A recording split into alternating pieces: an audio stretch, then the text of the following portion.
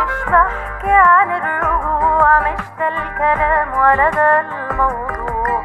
انا بس بطمنك مهما يحصل ما بينا في القلب مسكنة.